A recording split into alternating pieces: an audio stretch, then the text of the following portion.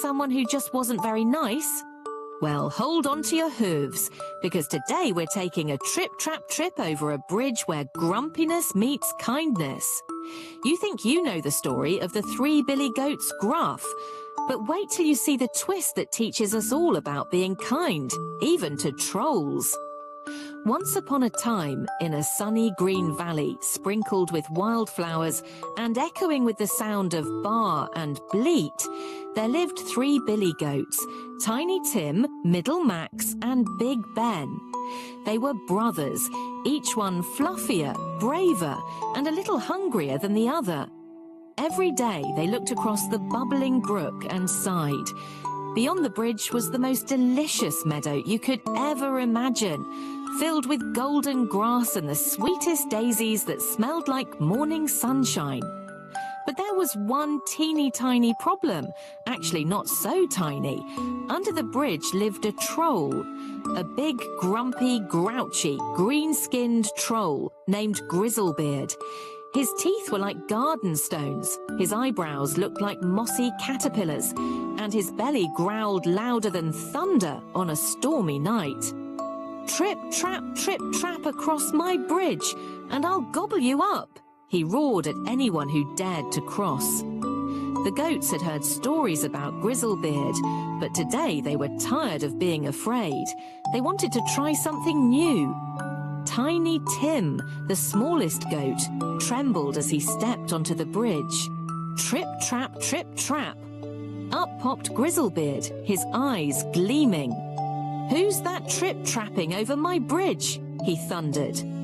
Tim's little knees wobbled, but he took a deep breath and said in his soft, squeaky voice, "It's only me, Tiny Tim, the littlest goat. Please don't eat me, Mr. Troll. I'm much too small. But if you wait a bit, my big brother will be along, and he's much plumper." Grizzlebeard's growl slowed to a grumble. Plumper, you say?" Tiny Tim smiled politely. "Yes, sir. And maybe he'll share some of his food with you too, I promise." The troll scratched his chin. No one had ever spoken kindly to him before. He blinked his grumpy eyes. All right, off you go." And so, Tiny Tim skipped safely across the bridge, his little heart thumping proudly. Next came Middle Max, sturdier, bolder, and with a beard that bounced when he trotted. Trip, trap. Up jumped Grizzlebeard again. "Who's that trip-trapping over my bridge?" "It's me, Middle Max," said the goat in a friendly tone. "Now, before you get all grumbly, let's talk." "Talk?" snorted the troll. "I don't talk. I troll." "Well," said Max, "maybe that's the problem. You're always hungry and angry, but maybe no one's ever asked why Grizzlebeard froze." "Why what?" "Why you're grumpy all the time," Max said gently. "Do you live alone? Does no one visit you under this bridge?" The troll's shoulders slumped. No one likes trolls. Everyone just runs away. Max smiled. "Maybe they would if you smiled first." Being kind can start with just one friendly word. Grizzlebeard blinked again. "Kindness from a goat." "Exactly," said Max. "Now let my big brother come. He's strong and wise. He might have an idea to help us both." And before the troll could grumble another word, Middle Max trotted off to the sunny meadow beyond. Then came Big Ben, the largest, fluffiest, most magnificent goat you've ever seen. His horns curved like moons, and his hooves sparkled in the sunlight. Trip, trap, went the bridge, shaking under his weight. Up popped Grizzlebeard one last time, though not as fiercely this time. "Who's that? Oh, it's you," he mumbled. "You're the big one, eh?